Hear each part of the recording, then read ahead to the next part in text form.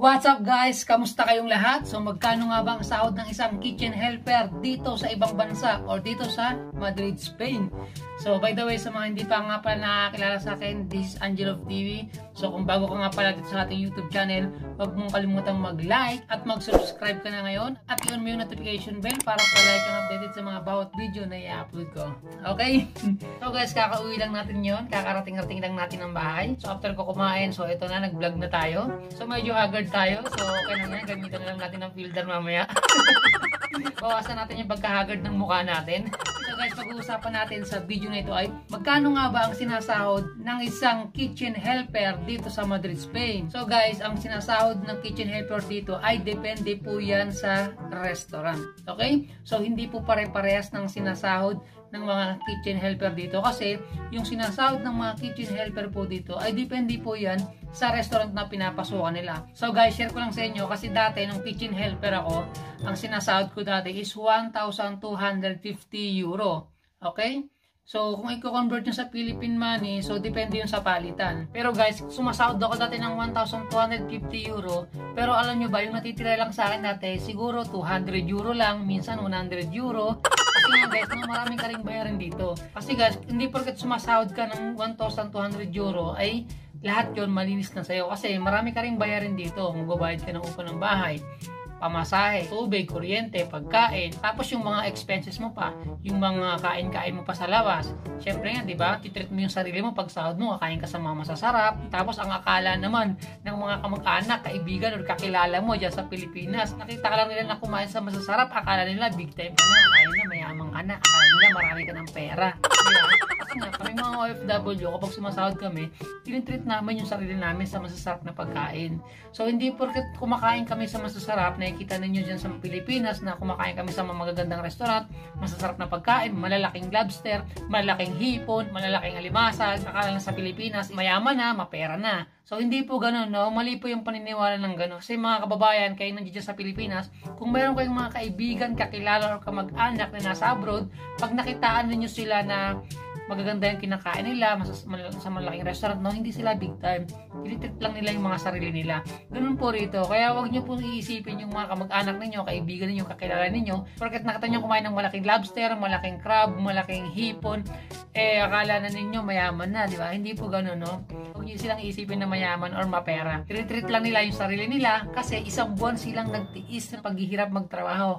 Lalo na dito sa ibang bansa ay isang buwan bago ka sumahod. Napakatagal, nakakainip. So by the way guys, balik tayo sa topic. Kasi dati nung sumasahod ako ng ganun na 1,250 euro nung kitchen helper pa lang ako, ang palitan nung dati rito is 64 or 63. Ganun yung palitan nila dati, 63 to 64. Pero ngayon kasi guys, as of the making of this video, palitan ngayon ng euro to peso 56.81.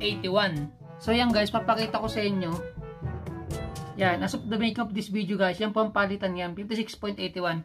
So yan po, kasi po, depende po yan sa palitan ng euro to peso. So minsan mataas, minsan mababa. Kaya huwag kayong mag-i-stick sa isang rate lang kasi hindi natin masasabi kung kailan mag-iiba. Okay?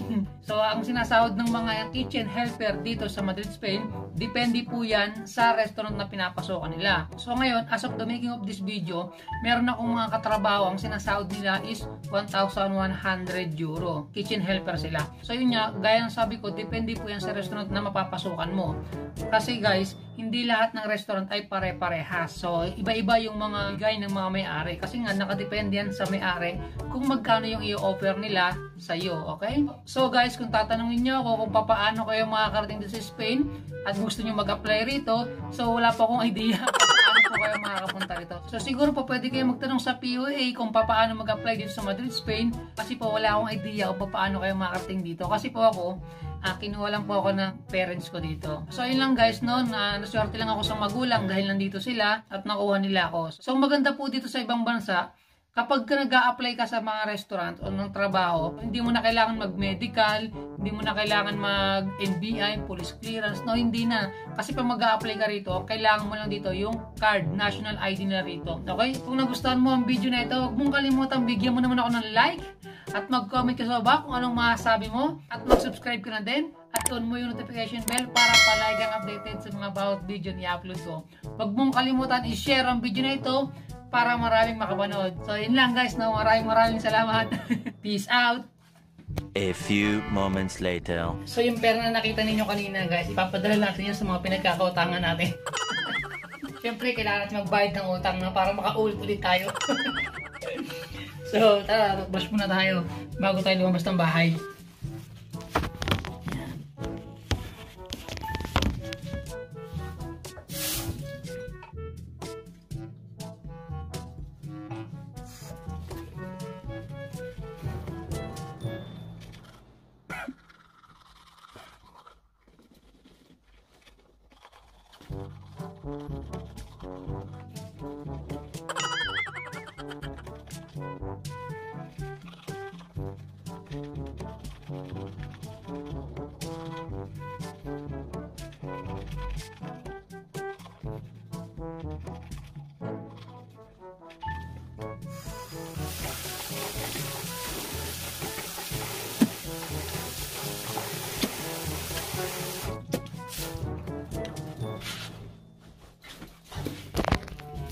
Let's go!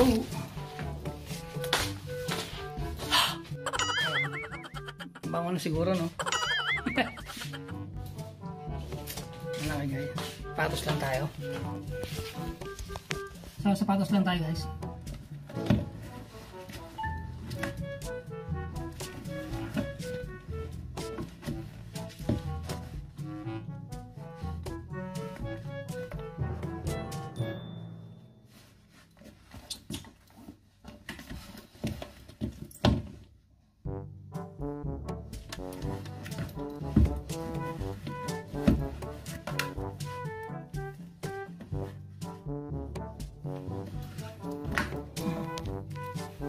So, makuha tayo ng payong guys. Kasi namuulan. So, talambas payong. Kasi guys, umuulan. So, kailangan din natin mas.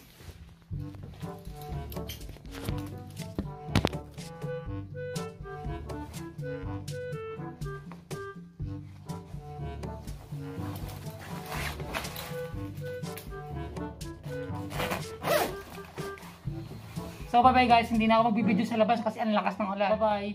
Peace.